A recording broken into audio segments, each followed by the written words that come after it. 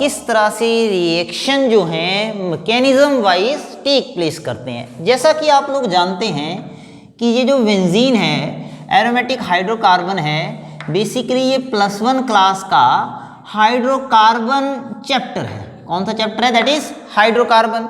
और आप लोगों को पता है ये हाइड्रोकार्बन चैप्टर जो है वो हर साल नीट और जेईई एग्जाम में यहाँ पे कम से कम 2 क्वेश्चन जो हैं वो हर साल आ रहे हैं। तो इसी का हमने एक छोटा सा टॉपिक उठाया है। टॉपिक्स क्या है? That is reactions of aromatic hydrocarbon and that is your benzene. बच्चे देखिए बेंजीन जो है वो यहाँ पर बेसिकली आपको पता है कौन सी रिएक्शन शो करता है। बेंजीन आपके पास कौन सी रिएक्शन शो करेगा? It will show your substitution reaction. ध्यान दीजिएगा, कौन सी रिएक्शन शो करता है? Substitution reaction. बच्चे आप लोग जानते हैं जो बेंजीन आपके पास है, बेंजीन का स्ट्रक्चर क्या है? This is your benzene. 3 pi bond यहाँ पे आपके पास प्रेजेंट हैं। ये 3 पाई बॉन्ड आपके पास यहाँ पे प्रेजेंट हैं। नॉर्मली अगर आपके पास अनसैचुरेशन रहता है, अनसैचुरेशन किस में रहता है? या तो ये एल्कीन में रहेगा या ये किस में रहेगा? एल्काइन में। तो देखिए यहाँ से अगर मैं हाइड्रोजन यहाँ पे ऐड करता हूँ तो नॉर्मली जो आपके पास अनसैचुरेटेड कंपाउंड है ये कौन सी रिएक्शन शो करते हैं? ये आपके पास एडिशन रिएक्शन शो करेंगे। अगर आपके पास किसी केस में मल्टीपल बॉन्ड है तो मल्टीपल बॉन्ड के लिए कौन सा रिएक्शन होगा? That is your addition reaction will take place. बच्चे इस तरह अगर हम हाइड्रोजन के साथ यहाँ पे रिएक्शन करें तो देखिए यहाँ पे ये मल्टीपल बॉन्ड प्रेजेंट हैं। अगर ये मल्टीपल बॉन्ड प्रेजेंट है तो हम क्या एक्सपेक्ट कर रहे हैं कि जो आपके पास बेंजीन है, benzene should undergoes addition reaction.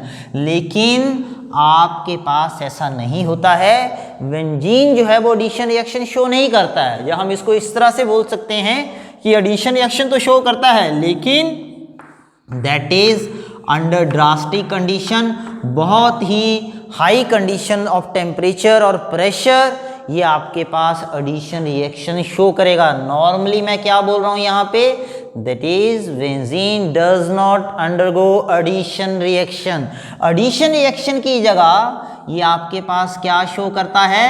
That is it will show your substitution reaction. इस बात का आप लोगों ने ध्यान रखना है। ये कौन सी रिएक्शन शो करेगा? सब्स्टिट्यूशन रिएक्शन जो है ये आपके पास शो करेगा। बच्चे अब देखिए ये जो सब्स्टिट्यूशन रिएक्शन है ये आपके पास 2 तरह की रहती है। एक आपके पास क्या रहेगी बच्चे? That is electrophilic substitution reaction. कौन सी रिएक्शन आ गई? Electrophilic substitution reaction. दूसरा अगर हम यहाँ पे बात करें तो दूसरा रिएक्शन कौन सा हमारे पास आ जाएगा? That is nucleophilic substitution reaction. ध्यान दीजिएगा, न्यूक्लियोफिलिक सब्स्टिट्यूशन रिएक्शन। देखिए इलेक्ट्रोफाइल का मतलब क्या हुआ? एक इलेक्ट्रोफाइल जो है वो किसी दूसरे इलेक्ट्रोफाइल को क्या करेगा? सब्स्टिट्यूट कर देगा।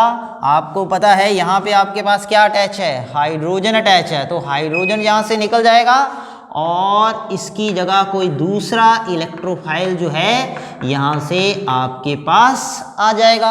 अब आप लोगों को पता है what is this electrophile? Electrophile क्या होगा? कोई भी जो आपके पास इलेक्ट्रॉन लविंग स्पीसीज है वो आपके पास क्या होगा? That is electrophile. तो इसका मतलब क्या हुआ बच्चे कि हमारे पास रिएक्शन में क्या हुआ है? एक इलेक्ट्रोफाइल ने दूसरे इलेक्ट्रोफाइल को रिप्लेस कर दिया। ठीक है, अब देखिए इसी तरह हमारे पास यहाँ से आती है न्यूक्लियोफिलिक सब्स्टिट्यूशन रिएक्शन। बच्चे न्यूक्लियोफाइल क्या होगा? इसमें क्या होगा? इसमें एक न्यूक्लियोफाइल जो है दूसरे न्यूक्लियोफाइल को क्या करेगा? आपके पास रिप्लेस कर देगा। मेरा पॉइंट आप लोगों को समझ आ रहा है ना? तो देखिए ये 2 तरह की रिएक्शन होती है। एक पोर्शन जो है वो आपके पास क्या आ जाएगा? इलेक्ट्रोफिलिक सब्स्टिट्यूशन रिएक्शन का। दूसरा पोर्शन आपके पास क्या आ जाएगा? That is nucleophilic substitution reaction. One by one हम देखेंगे, दोनों रिएक्शन का मैकेनिज्म देखेंगे, किस तरह से रिएक्शंस आपके पास हो रही हैं, कैसे रिएक्शंस आपके पास टेक प्लेस कर रहा है, और कौन कौन से फैक्टर जो हैं वो रेट ऑफ रिएक्शंस को क्या करेंगे, अफेक्ट करेंगे। तो देखिए, अगर मैं न्यूक्लियोफिलिक एलिमिनेशन रिएक्शन की बात करूं तो ये न्यूक्लियोफिलिक एलिमिनेशन रिएक्शन जो है बच्चे, दो तरह का मैकेनिज्म शो करता है। एक आपके पास क्या आ जाता है, that is elimination addition mechanism. क्या आ जाएगा, एलिमिनेशन एडिशन मैकेनिज्म। ओके, दूसरा आपके पास क्या जाता है, that is addition elimination mechanism. ध्यान दीजिएगा, एडिशन एलिमिनेशन मैकेनिज्म। बात समझ आ रही है? ठीक है बच्चे, ये जो एलिमिनेशन एडिशन मैकेनिज्म है, इसको हम दूसरा क्या बोलते हैं, this is also known as your वेंजाइन मैकेनिज्म। क्या बोलते हैं बच्चे, दैट इज वेंजाइन मैकेनिज्म। और जो एडिशन एलिमिनेशन मैकेनिज्म है, it is known as your bimolecular reaction mechanism, या बायोमोलिक्यूलर मैकेनिज्म भी इसको बोला जाता है बच्चे। अब आप लोगों ने अगर थोड़ा सा रिएक्शन इंटरमीडिएट पढ़ा है, तो रिएक्शन इंटरमीडिएट में आप जानते हैं वेंजाइन क्या रहता है, वेंजाइन आपके पास रहेगा, दैट इज ये जो कार्बन कार्बन है इसके बीच क्या जाएगा, that is triple bond. Point समझ आ रहे हैं? तो देखिए, यहाँ पे आपके पास ट्रिपल बॉन्ड बन गया, और ये रिएक्शन के दौरान जो बना है इसको हम बोलते हैं दैट इज योर इंटरमीडिएट। क्या बन गया, ये इंटरमीडिएट। और आप लोग जानते हैं ये जो इंटरमीडिएट बना है ये आपके पास हाईली अनस्टेबल रहेगा, ये आपके पास स्टेबल नहीं रहता है। तो यहाँ से देखेंगे आज के लेक्चर में हमारा फोकस जो रहेगा वो रहेगा न्यूक्लियोफिलिक सब्स्टिट्यूशन रिएक्शन के ऊपर। जो हमारा नेक्स्ट क्लास होगा उसमें हमारा फोकस रहेगा इलेक्ट्रोफिलिक सब्स्टिट्यूशन रिएक्शन के ऊपर। तो वन बाई वन हम दोनों मैकेनिज्म देखेंगे, किस तरह से रिएक्शन प्रोसीड हो रहा है, कौन कौन से फैक्टर जो हैं वो मैकेनिज्म को आपके पास अफेक्ट कर रहे हैं। तो देखिए बच्चे, पहले हम यहाँ से स्टार्ट कर रहे हैं, that is nucleophilic substitution reaction, और इसमें हम स्टार्ट करेंगे that is your addition elimination mechanism. देखिएगा ध्यान से, कंसेप्ट समझने की कोशिश कीजिएगा। अगर किसी भी स्टेप पे आपको डाउट है तो आप उसको देखिए कैसे हम उसको क्लैरिफाई करेंगे। तो बच्चे, पहला मेरे पास है, दैट इज जो फर्स्ट मैकेनिज्म मेरे पास आ रहा है, दैट इज एडिशन, और आपके पास बनेगा एलिमिनेशन मैकेनिज्म।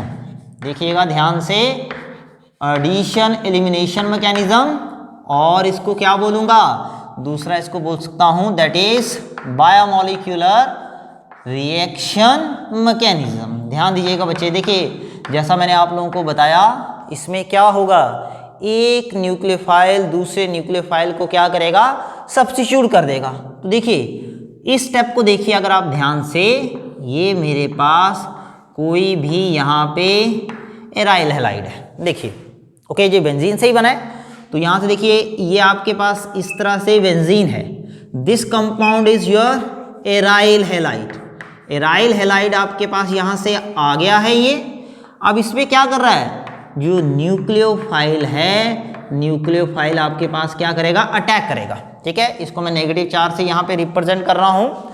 न्यूक्लियोफाइल क्या होगा, न्यूक्लियोफाइल आपके पास क्या होगा, जो पॉजिटिव चार्ज लविंग स्पीसीज है। न्यूक्लियो का मतलब है nucleus, nucleophile means that is combination of two word. एक आपके पास आ जाएगा न्यूक्लियस और दूसरा आपके पास है that is file. Nucleus mean positive and file mean loving. तो कोई भी जो पॉजिटिवली चार्ज लविंग स्पीसीज है उसको क्या बोलते हैं, दैट इज योर न्यूक्लियोफाइल। अब देखिए ये क्या है, यहाँ पे कार्बन एटम है, यहाँ पे हेलोजन एटम है, इसके ऊपर क्या होगा, हेलोजन ज्यादा इलेक्ट्रोनेगेटिव है, कार्बन लेस इलेक्ट्रोनेगेटिव है, इसके ऊपर क्या आ जाएगा, दैट इज पॉजिटिव चार्ज। तो बच्चे फिर आपके पास क्या होगा, यहाँ से देखिए ये आपके पास क्या करेगा, यहाँ से इसके ऊपर ये क्या करेगा, अटैक कर देगा। देखिए जैसे ही इसने अटैक किया, ये पाई इलेक्ट्रॉन कहाँ पे शिफ्ट कर गए, ये पाई इलेक्ट्रॉन्स आपके पास इस नियरेस्ट पोजीशन पे शिफ्ट कर गए हैं। ठीक है, देखिए क्या हुआ पहले स्टेप में, पहले स्टेप में न्यूक्लियोफाइल आपके पास क्या कर रहा है, ऐड कर रहा है, तो इसलिए मैंने इसको बोला एडिशन। क्या बोला इसको, एडिशन। तो देखिए यहां से आपके पास क्या हो गया, जो नेक्स्ट स्ट्रक्चर है, नेक्स्ट स्ट्रक्चर आपके पास क्या बन जाएगा, यहाँ पे देखिए, यहाँ पे क्या आ जाएगा X, यहाँ पे आपके पास क्या बन गया, न्यूक्लियोफाइल ऐड हो गया, इसके ऊपर क्या आ गया, नेगेटिव चार्ज, यहाँ पे इस तरह से ये बन गया। जैसा कि मैंने पहले आप लोगों को बताया है कि ये जो एराइल हैलाइड है, ये आपके पास कैसा कंपाउंड है, ये आपके पास एरोमेटिक कंपाउंड है। कैसा कंपाउंड है, एरोमेटिक कंपाउंड। तो ये वाला जो बना है, इसमें कार्बन एटम का हाइब्रिडाइजेशन चेंज हो गया है, और ये आपके पास जो है एक तरह से नॉन एरोमेटिक कंपाउंड बन गया है। कैसा कंपाउंड बन गया है, नॉन एरोमेटिक। ये आपके पास हाईली स्टेबल रहता है, और इसकी स्टेबिलिटी क्या है, इससे कम है। तो जो ज़्यादा स्टेबल है वो लेस स्टेबल में कन्वर्ट करने की कोशिश नहीं करेगा। इसका मतलब ये स्टेप जो होगा आपके पास क्या होगा, दैट इज स्लो। और जैसा कि आप लोग जानते हैं, स्लो स्टेप ही आपके पास rate determining step of reaction रहता है। इसलिए मैं इसको क्या लिख देता हूँ, शॉर्ट में इसको लिख दिया जाता है RDS। अब ये फर्दर रेजोनेंस से स्टेबलाइज होगा। देखिए यहाँ से आ गए इलेक्ट्रॉन्स, इस तरह से देखिए ये रेजोनेटिंग स्ट्रक्चर आपके पास बन गए हैं। ये न्यूक्लियोफाइल आ गया, यहाँ पे डबल बॉन्ड आ गया, और इसके ऊपर देखिए आपके पास क्या आ जाएगा, sorry this one should be like this, ये नेगेटिव चार्ज सर्कुलेट कर रहा है लाइक दिस, ये आगे को रोटेट करेगा क्योंकि नेगेटिव चार्ज की डीलोकलाइजेशन हो रही है। तो यहाँ पे डबल बॉन्ड बनेगा, और यहाँ पे आपके पास क्या आ जाएगा, that is negative charge. Then देखिए ये इलेक्ट्रॉन यहाँ पे शिफ्ट करेंगे, ये इलेक्ट्रॉन यहाँ पे शिफ्ट करेंगे, तो क्या बन गया आपके पास नेक्स्ट स्ट्रक्चर, नेक्स्ट स्ट्रक्चर आपके पास यहाँ से आ जाएगा negative charge, this is double bond, यहाँ से आ जाएगा X, और यहाँ से आपके पास आ गया दैट इज न्यूक्लियोफाइल। तो इसका अगर हम रेजोनेंस हाइब्रिड ड्रॉ करें तो वो किस तरह से बनेगा, देखिएगा ध्यान से। यहाँ पे हैलोजन है, दिस इज न्यूक्लियोफाइल, और देखिए ये नेगेटिव चार्ज यहाँ पे क्या हो रहा है, डीलोकलाइज हो रहा है। कहाँ से लेके कहाँ तक, इस पोजीशन से लेके इस पोजीशन तक ये क्या हो रहा है, डीलोकलाइज हो रहा है। ठीक है, तो ये देखिए ये इसका स्ट्रक्चर जो है वो हमारे पास यहाँ से बन गया। ये पहला स्टेप हो गया। स्टेप 1 में क्या हो रहा है, एक तरह से हम स्टेप 1 की बात करें, स्टेप 1 में क्या हो रही है, आप बोल सकते हैं that is addition of nucleophile जो है वो आपके पास टेक प्लेस कर रही है, एडिशन ऑफ न्यूक्लियोफाइल हो रहा है। और यही आपके पास क्या होगा बच्चे, this is also slow and rate determining step of reaction. तो पहला पॉइंट आई थिंक आप लोगों को क्लियर हो गया होगा। अब दूसरे स्टेप में क्या होगा, स्टेप सेकंड में क्या होगा, स्टेप सेकंड में आप देखोगे कि ये जो हैलोजन है, यहाँ पे देखिए मैं इसी को कंसीडर कर रहा हूँ, यहाँ पे देखिए ये आपके पास जो हैलोजन है, यहाँ से आ जाएगा न्यूक्लियोफाइल, यहाँ से आपके पास आ जाएगा हैलोजन, और लाइक दिस, ये देखिए ये आपके पास है। यहाँ से क्या होगा, ये इलेक्ट्रॉन फिर से यहाँ पे शिफ्ट किए और हैलोजन यहाँ से निकल गया। ठीक है, तो माइनस आपके पास क्या हो गया, दैट इज X नेगेटिव। हाँ जी, इस रिएक्शन में क्या हो रहा है आपके पास, यहाँ पे किसका अटैचमेंट हो गया है, न्यूक्लियोफाइल का अटैचमेंट जो है यहाँ से हो गया। तो रिएक्शन क्या हो रहा है, X की जगह आपके पास क्या लग गया आके, न्यूक्लियोफाइल। अगर हम इसको ओवरऑल रिप्रेजेंट करें, रिएक्शन किस तरह से आपके पास हो रहा है, ये रिएक्शन कुछ इस तरह से था, ये आपके पास एराइल हैलाइड है, यहाँ से क्या हुआ, मैंने कोई न्यूक्लियोफाइल ऐड किया, यहाँ पे क्या हो गया, देखिए ध्यान से बच्चे, ये X निकल गया, X यहाँ से रिमूव हो गया है, तो माइनस X नेगेटिव, और इस पोजीशन पे क्या अटैच कर गया है, न्यूक्लियोफाइल अटैक कर गया है। ठीक है, क्या हुआ यहाँ पे इस न्यूक्लियोफाइल की जगह निकला भी क्या है, X नेगेटिव। X नेगेटिव है तो क्या है, न्यूक्लियोफाइल। तो इसकी जगह आपके पास क्या हो गया है, दूसरा कोई न्यूक्लियोफाइल अटैच कर गया है, इसलिए हम इसको क्या बोलते हैं बच्चे, न्यूक्लियोफिलिक सब्स्टिट्यूशन रिएक्शन। देखिए सेकेंड स्टेप में क्या हो रहा है, यहां से देखिए ये आपके पास क्या है, ये आपके पास एक तरह से नॉन एरोमेटिक कंपाउंड है और ये आपके पास कैसा कंपाउंड है, दिस इज एरोमेटिक कंपाउंड। ठीक है, एरोमेटिक कंपाउंड आपको पता है, आप लोग जानते हैं कोई भी कंपाउंड जो हकल रूल को सेटिस्फाई करता है वो आपके पास क्या होता है, एरोमेटिक, और इसको बोलते हैं 4n+2 पाई इलेक्ट्रॉन रूल। ध्यान दीजिएगा बच्चे यहाँ पे। ठीक है, तो इसका मतलब क्या हुआ, ये स्टेप जो होगा वो आपके पास क्या होगा, दैट इज फर्स्ट स्टेप। ठीक है, तो इसको हम क्या बोलते हैं, सब्स्टिट्यूशन। कैसी सब्स्टिट्यूशन हो रही है, न्यूक्लियोफिलिक, और कैसा कंपाउंड है आपके पास, दैट इज एरोमेटिक। तो इनको हम कॉमनली क्या बोल सकते हैं, रिएक्शन को सब्स्टिट्यूशन न्यूक्लियोफिलिक एरोमेटिक रिएक्शन। आपने पहले भी पढ़ा होगा, ये दो और होती हैं, जैसे आप पढ़ते हैं SN1 SN2 और आपके पास क्या होता है SNI। आने वाले लेक्चर में हम ये भी देखेंगे, पर अभी हम किसकी बात कर रहे हैं, अभी हम बात कर रहे हैं सब्स्टिट्यूशन न्यूक्लियोफिलिक एरोमेटिक रिएक्शन की। ठीक है, और ये कौन सा मैकेनिज्म हो रहा है बच्चे, that is addition elimination mechanism जो है वो आपके पास क्या कर रहा है, टेक प्लेस कर रहा है। बच्चे देखिए, अब मेरे से पूछा जाए कि एविडेंस क्या है मैकेनिज्म के फेवर के लिए, कैसे आपको पता चले कि ये वाला रिएक्शन जो है वो एडिशन एलिमिनेशन मैकेनिज्म से हो रहा है। ध्यान दीजिएगा किस तरह से ये एडिशन एलिमिनेशन मैकेनिज्म जो है वो टेक प्लेस कर रहा है। देखिए अब इसमें क्या हो रहा है, ये जो सेकंड स्टेप है इसमें जो हैलोजन निकल रहा है, जब हैलोजन आपके पास निकल रहा है तो ये स्टेप क्या है, दिस इज फास्ट स्टेप। क्या है, फास्ट स्टेप। इसका मतलब क्या हुआ, अगर इस हैलोजन की जगह, मतलब हैलोजन मेरे पास क्या क्या हो सकता है, ब्रोमीन हो सकता है, आपके पास क्लोरीन हो सकता है, आपके पास आयोडाइड, ब्रोमाइड, क्लोराइड, आयोडाइड, ये सारे आपके पास हो सकते हैं। ब्रोमाइड हो सकता है, क्लोराइड हो सकता है, आयोडाइड हो सकता है। तो जैसा कि आप देख रहे हैं कि ये जो रिमूवल है ये रेट ऑफ रिएक्शन को अफेक्ट नहीं कर रहा है। अगर ये रेट ऑफ रिएक्शन को अफेक्ट नहीं कर रहा है, इसका मतलब क्या हुआ कि मैं इस X की जगह कोई भी हैलोजन लूँ, मतलब मैं चाहे आपके पास यहाँ पे ब्रोमोबेंजीन लूँ, चाहे मैं आपके पास यहाँ पे आयोडोबेंजीन लूँ, चाहे यहाँ से मैं आपके पास जो है क्लोरोबेंजीन लूँ। ध्यान दीजिएगा, इन तीनों से मैं कोई भी बेंजीन लूँ तो इन तीनों का रेट ऑफ रिएक्शन क्या होगा, दैट इज ऑलमोस्ट सेम।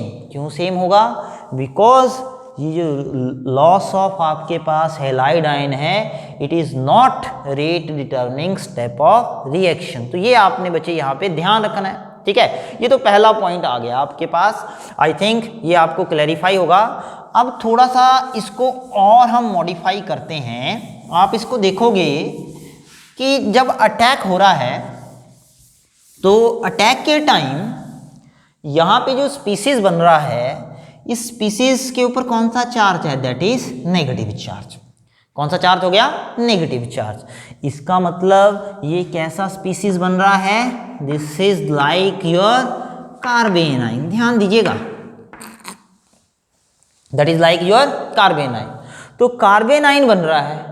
अगर कार्बेनाइन आपके पास बन रहा है, इसका मतलब क्या हुआ कि अगर मेरे पास ऐसा कंपाउंड है, ध्यान दीजिएगा बच्चे, देखिए ये मेरे पास यहाँ पे X लगा हुआ है, X मैंने मान लिया यहाँ पे ब्रोमो लगा हुआ है। ठीक है, यहाँ पे देखिए ये मेरे पास अगेन यहाँ पे ब्रोमो अटैच है, ब्रोमोबेंजीन, और तीसरा कंपाउंड भी मैं यहाँ से कंसीडर कर रहा हूँ, इसमें मेरे पास यहाँ से अगेन आपके पास ब्रोमोबेंजीन जो है वो अटैच है। देखिएगा ध्यान से बच्चे, अगर इस पोजीशन पे मैं NO2 ग्रुप लगा दूं, कैसा ग्रुप लगा दिया? NO2। इस पोजीशन पे मैंने कौन सा ग्रुप लगा दिया? OCH3। आप लोग जानते होंगे, बहुत ही बेसिक कंसेप्ट है, जो सब्स्टिट्यूएंट है उसके साथ वाली जो पोजीशन होती हैं उनको हम क्या बोलते हैं? That are ortho. ये जो उससे नेक्स्ट वाली पोजीशन होती है इनको हम क्या बोलते हैं? मेटा। और जो इसके अपोजिट पोजीशन होगी इसको क्या बोलेंगे?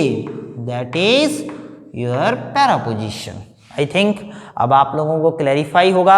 अब देखिए, जैसे ही इसके ऊपर अटैक होगा इसके ऊपर क्या जाएगा? That is negative charge. यहाँ पे देखिए, इसके ऊपर अटैक होगा इसके ऊपर, इन दोनों में से किसी एक पोजीशन के ऊपर क्या जाएगा? Negative charge. इसमें भी आपके पास क्या जाएगा? That is negative charge. अब देखिए, NO2 का कौन सा इफेक्ट होता है? आप लोग जानते हैं, NO2 is like this, N positive double bond oxygen, oxygen negative, ये अटैचमेंट है NO2 की। तो ये जानते हैं आप लोग, इसका आपके पास स्ट्रॉन्ग इलेक्ट्रॉन विड्रॉइंग इफेक्ट होता है। ये स्ट्रॉन्ग इलेक्ट्रॉन विड्रॉइंग ग्रुप है। कैसा ग्रुप है? Strong electron withdrawing group. तो इसका मतलब क्या हुआ? ये इलेक्ट्रॉन को अपनी तरफ खींचेगा। अगर ये इलेक्ट्रॉन को अपनी तरफ खींचेगा तो क्या हुआ बच्चे? क्या होगा? नेगेटिव चार्ज क्या होगा? कम होगा, क्योंकि ये खींच रहा है। और देखिए, OCH3 का आप जानते हैं, यहाँ पे आपके पास 2 इलेक्ट्रॉन पेयर हैं, ये इलेक्ट्रॉन देगा।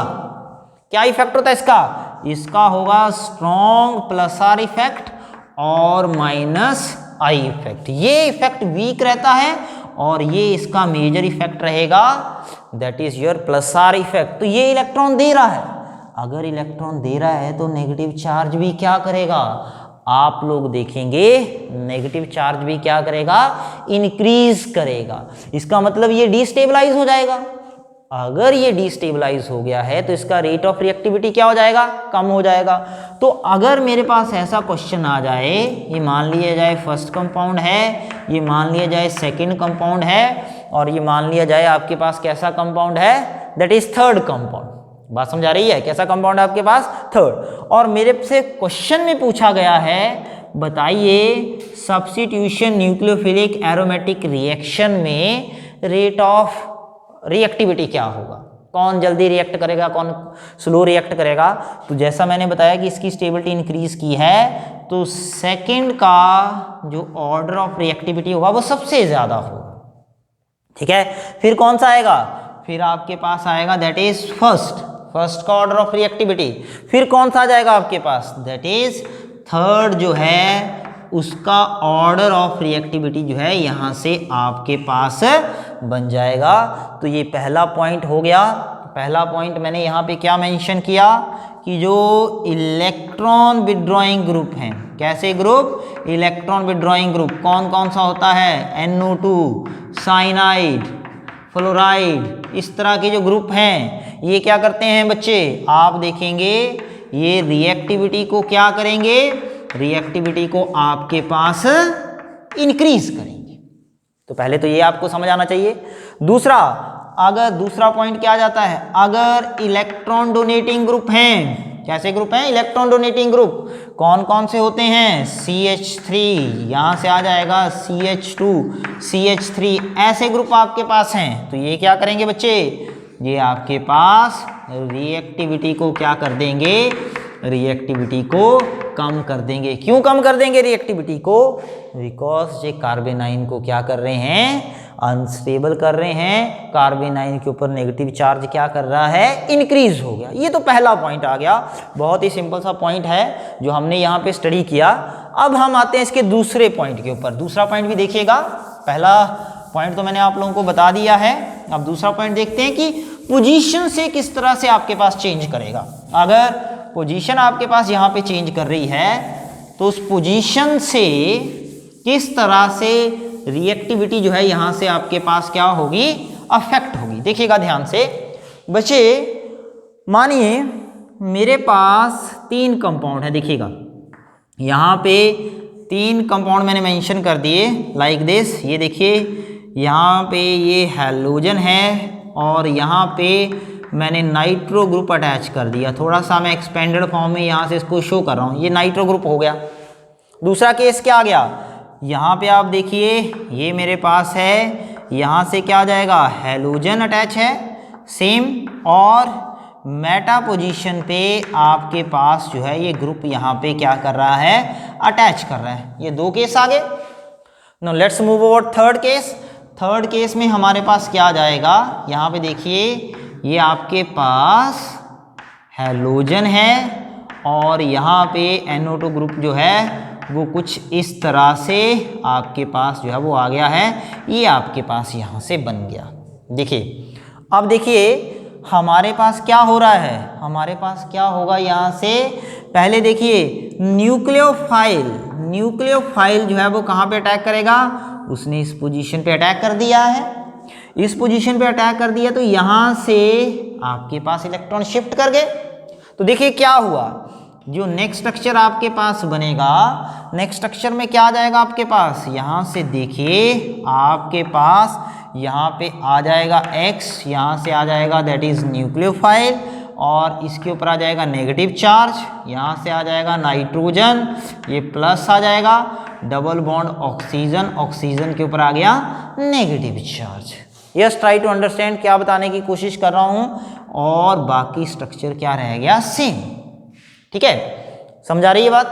तो देखिए अब क्या करेगा, ये नेगेटिव चार्ज यहाँ से यहाँ गया और ये इलेक्ट्रॉन यहाँ पे शिफ्ट कर गए। तो what I mean to say that next structure क्या बन गया, नेक्स्ट स्ट्रक्चर आपके पास बन जाता है, यहाँ पे देखिएगा दिस इज X, यहाँ से क्या जाएगा दैट इज न्यूक्लियोफाइल, ये डबल बॉन्ड नाइट्रोजन आ गया, ऑक्सीजन के ऊपर क्या आ गया नेगेटिव चार्ज, ऑक्सीजन के ऊपर नेगेटिव चार्ज, यहाँ पे again positive charge, because nitrogen is making 4 bond, ये हो गया, और बाकी ये आपके पास वैसे का वैसे ही रहेगा। देखिएगा ध्यान से, ये आपके पास अलग केस है, इसको हम सेपरेटली डिस्कस करेंगे। ठीक है, समझने की कोशिश कीजिएगा।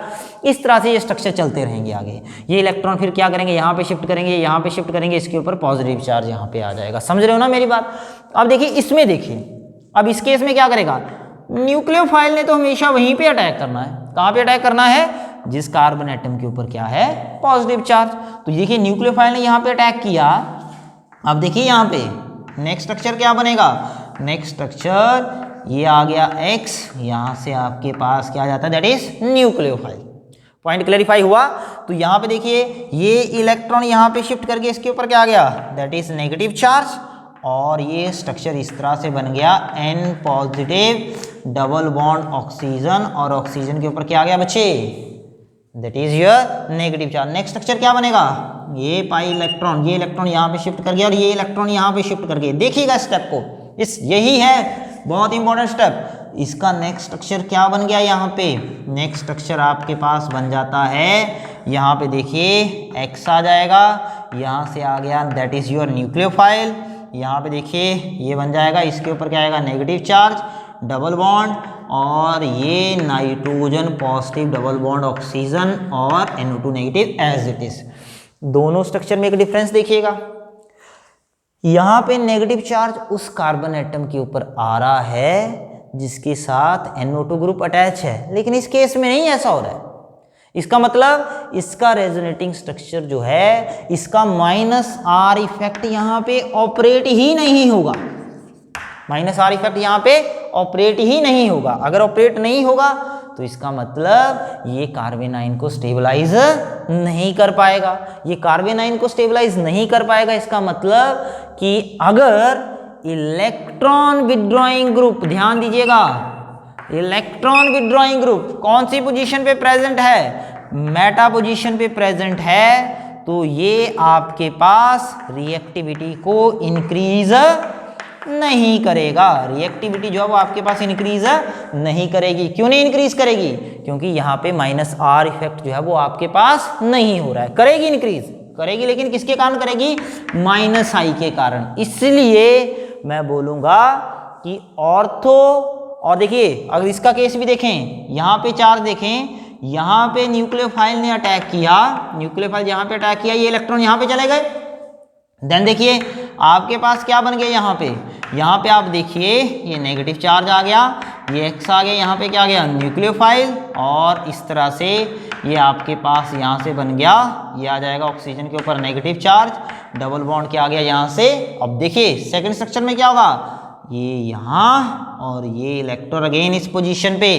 तो फिर से देखिए ये आपके पास क्या होगा, एक्स ग्रुप अटैच कर गया, this is nucleophile double bond, और यहाँ से आ गया नेगेटिव चार्ज, यहाँ पे आ गया N positive double bond oxygen, और ऑक्सीजन के ऊपर क्या आ गया बच्चे, that is your negative charge. तो इसका मतलब क्या हुआ कि जो इलेक्ट्रॉन विथड्रॉइंग ग्रुप है उसको इफेक्टिव नेचर शो करने के लिए कौन सी पोजीशन पे होना चाहिए, that should be ortho and para position. Ortho और पैरा पोजीशन पे होना चाहिए। अगर मेटा पे हुआ तो ये शो नहीं करेगा।